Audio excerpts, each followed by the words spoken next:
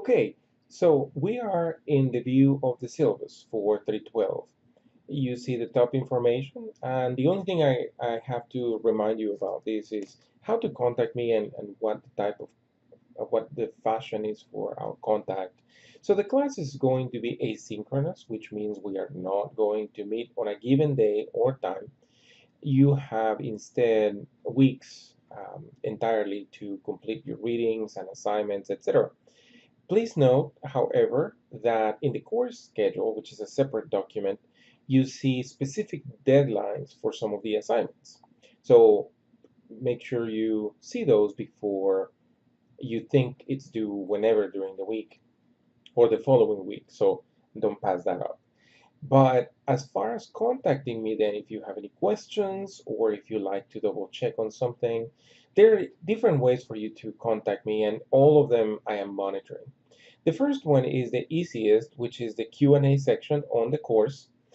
You will see it on the far left of the discussion on the menu bar. You will see a discussion board or discussion Q&A. I'm sorry, that's the section that I have allocated for that. You can post your questions there, and I will immediately be notified that there is a question on hand, and I will try to reply to it there. If it's the question is more of a private nature, you can send me an email. I prefer that you send me an email to hardy@e-mackenzie.com. But if it's easier and you like to send me an email to my Louisville address, that is perfectly okay as well. It's hardy.mackenzie@louisville.edu. And then the third way in which you can contact me is by means of sending me a text message, or if you like to leave me a voicemail on my cell phone. I don't promise to answer because depending on the time of the day, I may be in a meeting or attending to other things. But I will definitely make sure to respond to your text message or direct you to the discussion board where I might have posted the answers, etc. You can look at the catalog description, the course purpose, and then the next highlight is the required text. I hope that you guys either have the text in hand or are getting ready to receive it. This, I added the ISBN number so you can make sure to get the right text. And we will definitely focus heavily on some of the readings, and I will be referencing some of those pieces. As a matter of fact, I have another couple of videos from a colleague of mine who makes reference to that same book. So we are always talking about the same book. At some point in time, I will probably share with you a couple of other books, but just a reference. That doesn't mean you have to buy them. The only one is the required text, which you can see on the screen right now. And then there are a couple of other links for you to consume some self-guided reading or self-directed reading. So that's not a requirement. You can definitely seek them out, but I don't require you guys to have those. You can also at your leisure look at the course objectives and the technology, the terminology for this course is just a section where I am suggesting that you may hear me mention some of these terms exchangeably. So if I say student, I can say participant, I can say team member, I can say consultant.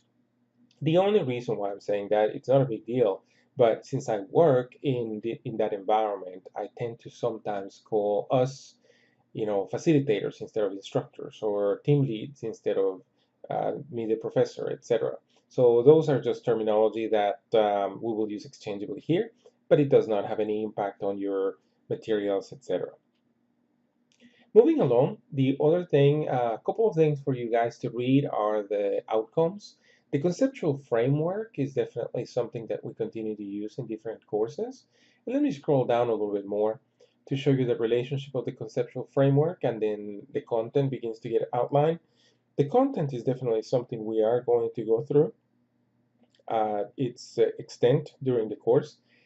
Most of the modules we have definitely cover that content. And I say most of the modules because there are some exercises that are covering some of this content. So definitely we will cover everything. And as you can see, it's a very lengthy outline, but we will definitely cover all of that during the length of the semester.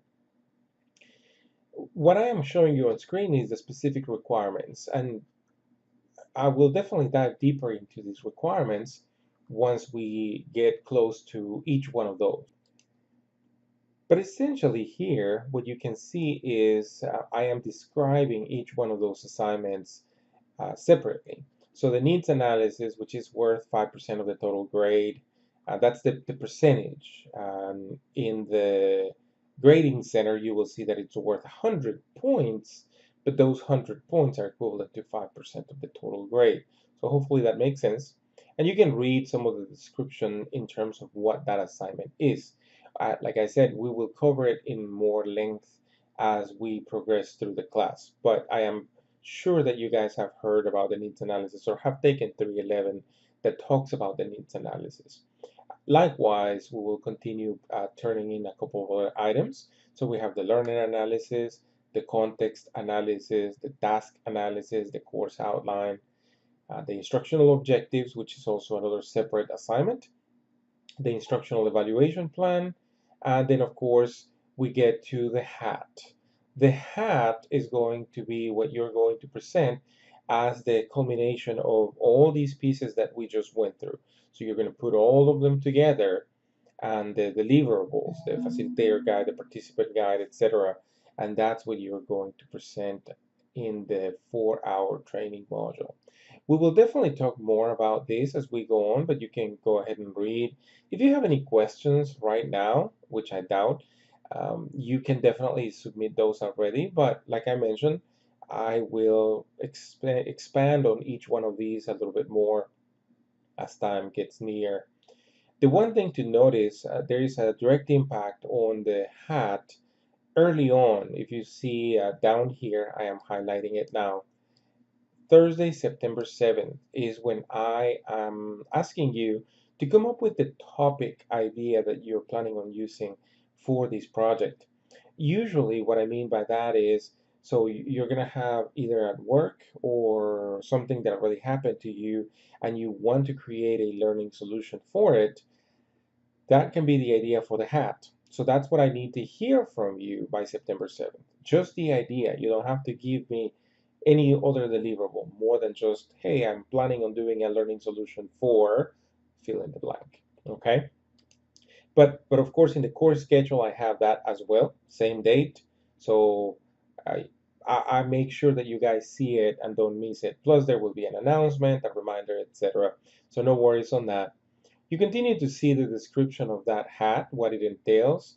You can see I'm looking for PowerPoints, participant manual, we'll talk about what that is, learning job or job aids, the instructor guide, etc. are some optional things that you can turn in, but definitely I strongly recommend them if you want to be safe when it comes to getting a good grade. If a grade is something that drives you, then you can always cover those bases, okay? And then the last assignment, which is also a large assignment, is the 4-hour training plan. It's not different, it's not separate 4 hours. It's the exact same thing, except this one is going to have other things. As you can see, it is going to have the course rationale and analysis, the objectives, the evaluation plan, and then the module, which the module is what you're turning in for the hat. This, the plan contains everything, okay? So that's a larger document. And then last but not least is the contribution to class learning, which is essentially not your attendance, but your participation. So I expect you guys to be constant on your input when I ask for participation in discussion boards or when I ask you to take a stand on one of the topics that we cover. Definitely that is important because otherwise it'll be a very monotone session. So make sure you participate.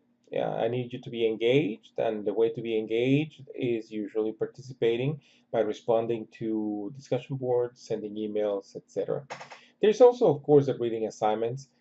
I hope and I trust that you guys know the importance of reading the assignments. If you don't read them, when you listen to me on different sessions or when you listen to my colleague, some things will not make sense. So you have to make sure you do the readings, ideally prior to listening to the videos. Otherwise, you're going to have a big disconnect and you will be rather turned off about it. Here's the criteria for the grading. Everything is worth it in percentages. So when you hear 100 points, obviously, then that is equivalent to a certain percentage, depending on what it is. Moving along, there is some bibliography. You can look at that on your own. But the other couple of things that I like to highlight. Number one is the general requirements. Like I mentioned before, I need you guys to read and make sure you are prepared and you participate in the discussions. Okay? I am guiding you, but definitely I'm counting on you guys to add the flavor to the course. Remember, I already know the subject, so what we are doing is trying to make sure that you guys apply, understand the knowledge, and apply it. Okay? The other thing to highlight is the timeliness of work. Some people, especially being an online course, I have noticed that sometimes people tend to forget dates, and of course, life takes over. So let me make sure that you see this part. If you, for some reason, are going to miss a deadline, I recommend that you let me know before you miss it. That way, your impact is not going to be much. It's only going to be 5 points, not percentages, 5 points. So it's not too much. Um, the, and then if you don't let me know, if we don't agree on a later date for submitting anything, and it's just plain late, then it'll be docked a full letter grade. So make sure you guys keep attention and keep an eye on the deadlines for these. For deadlines, like I mentioned, I do have dates specifically marked in the course schedule. So make sure you look at those. And if you have any questions, just let me know. We're going to be using the APA writing style. The biggest thing for me on using APA is make sure that you guys use active voice. The difference between passive voice and active voice. We usually use passive voice because we say that things have been done, and that's passive. But instead, if I say the researcher found, the instructor led, participants asked, uh, the leader required, that means there's always somebody performing an action. That is a very active voice. And that's one of my pet peeves when it comes to APA style. In addition to, of course, the punctuation marks and the formatting of cover pages, etc. There's some more information about plagiarism. I trust that you guys are going to be honest and keep materials to yourself as far as making them your being your own materials rather than copying somebody else's. And this is one quick note. I will repeat it again when we get close to the hat or when we get close to discussing the topics. If you already worked on a project and you plan to use it for this course, that's perfectly okay. However, the materials that you're going to use need to be 60% your own. If you turn around and use materials from a publisher or from your company that you didn't create, at least in 60% of its entirety, we are definitely going to have a conversation about that because I am grading your work, not somebody else's or the publishing house. Okay.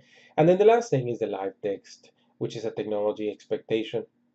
Live text, if you guys haven't heard, is an account that UofL in the College of Education requires. The purpose of a live text account is for our SACS accreditation. We use it as the system of record to provide the milestone assignment for each one of the courses. So the good news is that you only need to select and buy a license of live text one time. You buy one license, and that license is going to last you for the duration of the program. So you don't have to buy a license every time. If you already have one, let's move on. If you don't, go to livetext.com and buy a license, or go to the bookstore and buy a license there. All right. If you guys have any questions around the syllabus, please don't hesitate to send those questions to me via the Q&A section. You can see the hat rubric there. And of course, I am not going to take each section on this video, but I wanted to highlight it and remind you that it's there. The other document that is separate from the syllabus is the course schedule, which talks about the different weeks and what assignments are due on those weeks. So with that said, I hope you guys take a good read at the syllabus. Remember, if you have any questions, please don't hesitate. Let me know, and we will definitely get questions sorted out. Thank you.